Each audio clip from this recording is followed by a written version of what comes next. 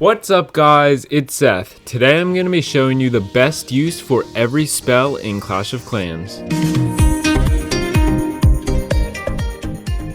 So if you haven't seen my previous video where I showed you the best use for every troop in Clash of Clans, make sure you go check that out after this video. I'll have that linked in the description. The lightning spell is best for taking out key defenses before you start dropping your troops in an attack. You want to take out defenses like Inferno Towers or Scatter Shots or even Expos, but it also depends on what attack you're doing. If you're doing an air attack, it can be great value if you get air defenses or even air sweepers, depending on if they're around other defenses. And what you want to do with lightning spells is try to get the most value possible. So you want to look for tight groups of defenses where you can take out multiple buildings with your lightning spells. So the heal spell is obviously good for healing large groups of troops, and my favorite use for them is healing up Hog Riders. This is probably the most common use of heal spells is when you're doing an attack with Hog Riders, but with the heal spell you want to make sure you drop it on the largest group of troops and try to position it so that as many troops as possible will get healed.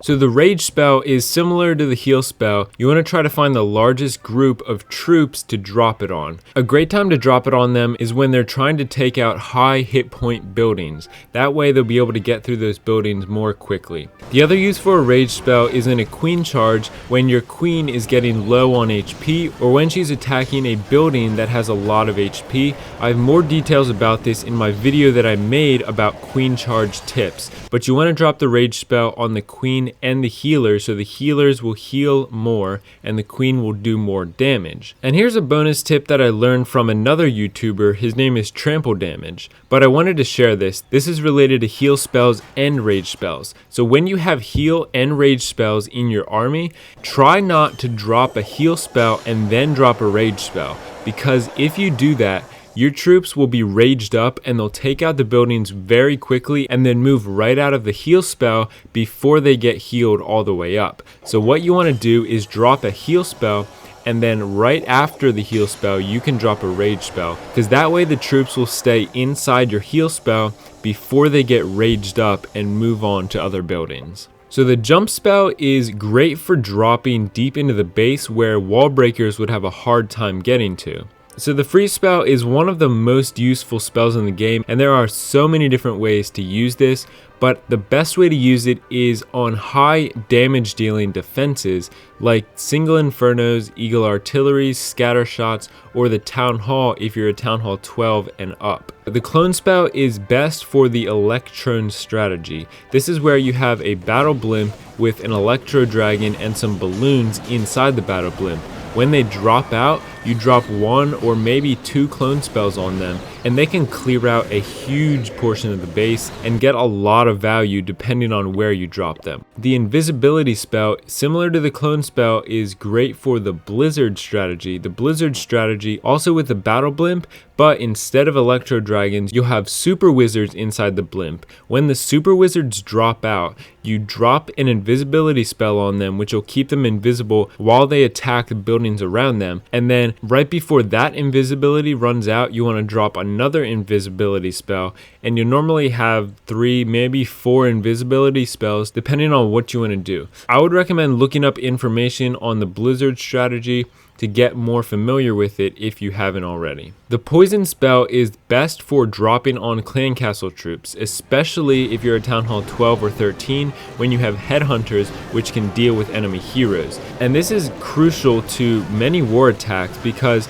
if you don't take out the clan castle, depending on your army, the clan castle is going to wreck your army. So make sure you have a poison spell for either the clan castle troops or enemy heroes. The earthquake spell is best if you bring 4 of them in your army. That way you can destroy a huge portion of walls and also do damage to buildings, and this is great paired with a smash style attack. For example, a P.E.K.K.A. smash or a Yeti smash, where you'll bring a lot of troops which are kind of slow getting through walls. So if you bring these earthquake spells, you can really open up a base which will allow your troops to move through it quicker. The haste spell is best if you use it in the Lalo strategy on your balloons. The balloons are very slow, but they do a lot of damage. So By using the haste spells, you can get your balloons to defenses quicker, which will allow them to destroy them. The skeleton spell does an amazing job at tanking for single infernos. If you drop a skeleton spell on top of a single inferno before your troops or heroes get to it,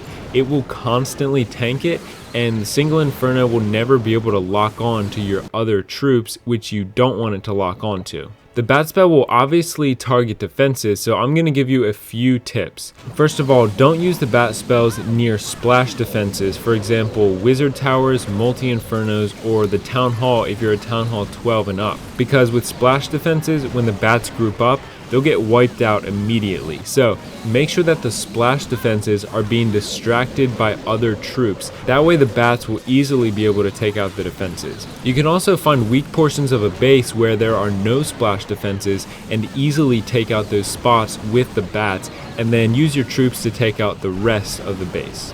I'm planning on making another video like this for the super troops, a tip for every single super troop. So make sure you click the subscribe button so you don't miss it. But thanks for watching, and I hope to see you in the next video.